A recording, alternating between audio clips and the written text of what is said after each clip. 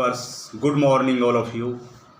And today in this talk I will discuss about the importance of Constitution of India.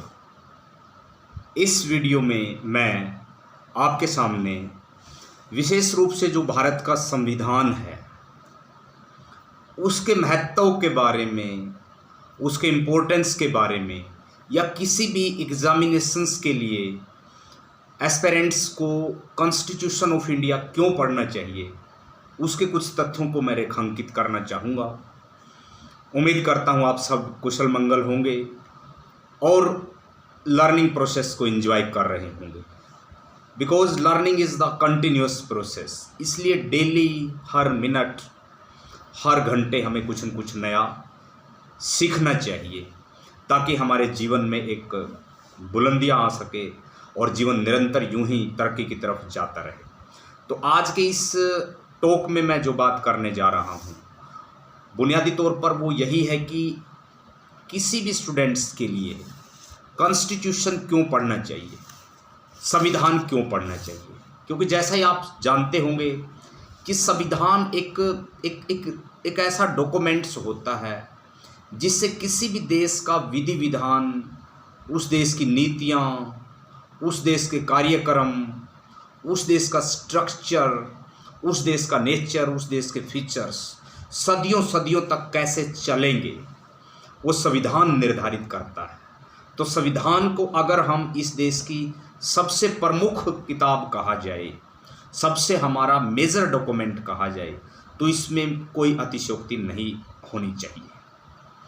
क्योंकि हमारे देश की कार्यपालिका, न्यायपालिका, विधान पालिका कैसे नियमित होगी, कैसे नियंत्रित होगी, ये हमारा कॉन्स्टिट्यूशन ऑफ इंडिया इसको निर्धारित करता है। हमारे देश का संविधान इसको निर्धारित करता है, जो कि हमारे देश के फ्रीडम फाइटर्स के द्वारा 26 नवंबर 1949 को बनकर तैयार हुआ था और फिर 26 जनवरी 1950 को जो लागू हुआ, एक्शन में आया। और उसके बाद हमारे देश को एक सेकुलर देश कहा गया, रिपब्लिक कहा गया, गणतंत्र कहा गया, और सभी को वोट का अधिकार मिला, सभी को फंडामेंटल अधिकार मिले। वो सब संविधान का ही पार्ट है।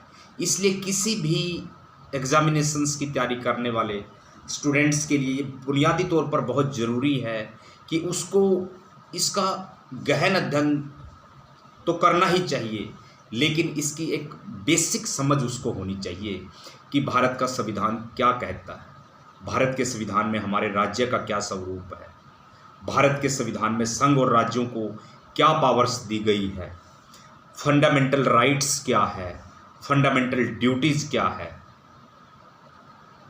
राज्य के नीति निर्देशक सिद्धांत क्या है, राष्ट्रपति की पावर क्या है, राज्यपाल की पावर क्या है, चीफ जस्टिस ऑफ इंडिया की पावर क्या है, प्रधानमंत्री की पावर क्या है, पार्लियामेंट्स की पावर क्या है। तो इसको बहुत ही एक खुले डॉक्यूमेंट्स के रूप में हमें स्टडी करना चाहिए, बड़े ब्रॉड वे में। ऐसा नहीं कि हम सिर्फ चीज़ों को रटने लग जाएं। मैं ये नहीं कहना चाह रहा। मैं कहना चाह रहा हूँ कि चीज़ों को रटने की बजाय उनकी समझ पर ज़्यादा फोकस होना चाहिए। बिकॉज आज भारत के संविधान को लागू हुए लगभग 75 ईयर हो चुके हैं और भारत को आज़ाद हुए लगभग इतने ही साल हो चुके हैं। सो ये बुनियादी समझ आपको विकसित करनी चाहिए और आपको समझना चाहिए कि भारत के संविधान को बनाने में एक लंबा समय लगा, एक बहुत लॉन्ग एक्सपीरियंस लगा, बहुत एक्सपेंसिव हुए।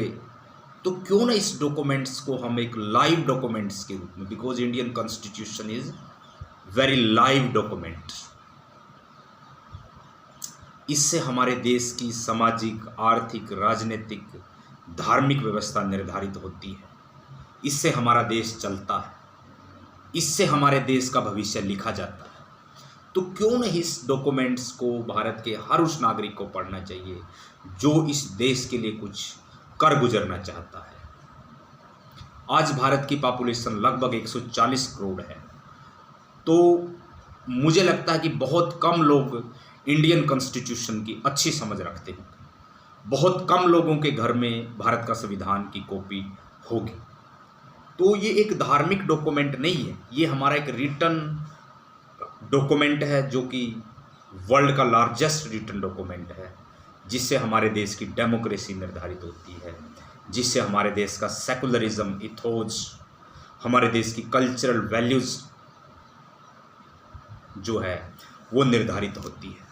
तो मैं डियर स्टूडेंट्स आपको यही कहना चाहूँगा कि कोई भी एग्ज़ाम है, चाहे आप यूपीएससी एग्ज़ाम्स दे रहे हैं, चाहे आप यूजीसी एग्ज़ाम्स दे रहे हैं, चाहे आप एसएससी है, बैंकिंग्स का एग्ज़ाम दे रहे हैं, चाहे आप रेलवे का एग्ज़ाम दे रहे हैं, सीटेट, पीटेट या किसी भी राज्य का कोई पीसीएस आप एग्ज़ाम्स दे रहे हैं, तो बुनियादी तौर पर आपको भारत के संविधान को, भारत की पॉलिटी को, भारत की राज व्यवस्था को पढ़ना चाहिए, क्योंकि 5 से लेकर 10 तक क्वेश्चन लगभग हर क्वेश्चंस में थोड़े से डायरेक्टली, थोड़े से इनडायरेक्टली पूछे जाते हैं।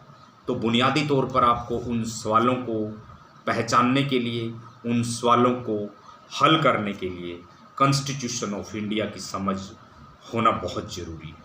अगर आप कॉन्स्टिट्यूशन ऑफ इंडिया को आर्टिकल वे में पढ़ेंगे तो आपकी एक समझ विकसित होगी, आप उसकी प्रस्तावना पढ़ेंगे तो आपकी समझ विकसित होगी, आप उसकी शेड्यूल्स को पढ़ेंगे तो आपकी समझ विकसित होगी।